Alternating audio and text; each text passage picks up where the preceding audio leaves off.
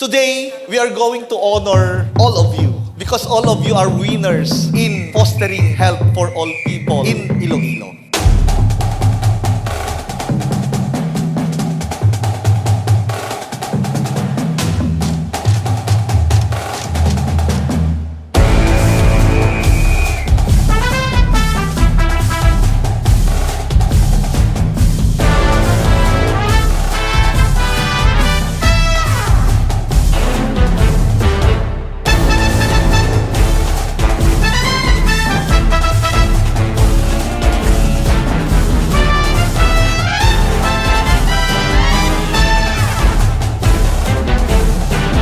Basta tandaan ninyo, ang ating battle cry ngayon para sa kalusugan ng bawat Pilipino ay pasyente muna. No? Serbisyo ang mauuna, pasyente ang mauuna, proteksyon mula sa simula.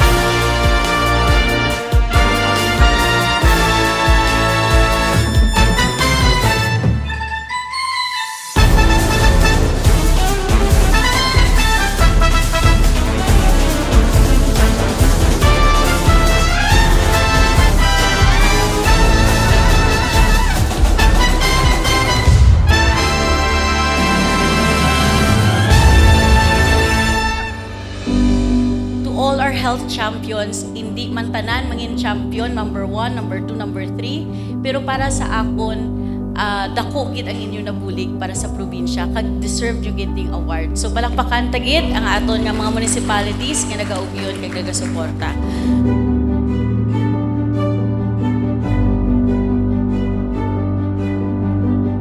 To the LGUs, we must focus on wiping our undernutrition, ensuring that health and education walk hand in hand to lift our children up. Work, the city mayor, the city government, the local government unit, the chief executive, the sanggunian should work hand in hand with your city health office or municipal health office.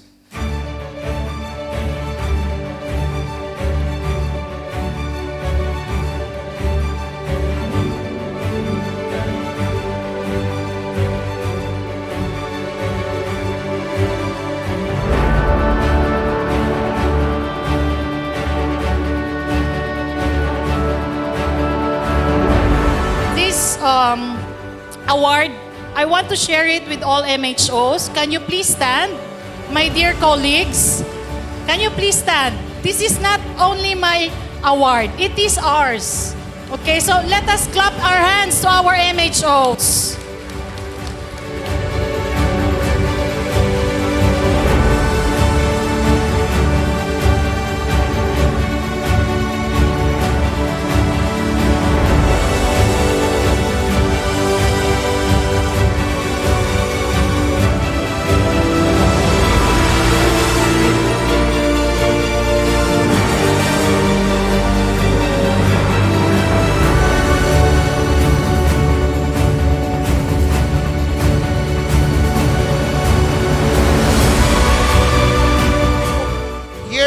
Nag-allocate ako from 2 million, now mga 3 million ang yearly nga ginahatag nga libre nga gamot. But this time, dako na gid ang bulig sang PhilHealth gamot.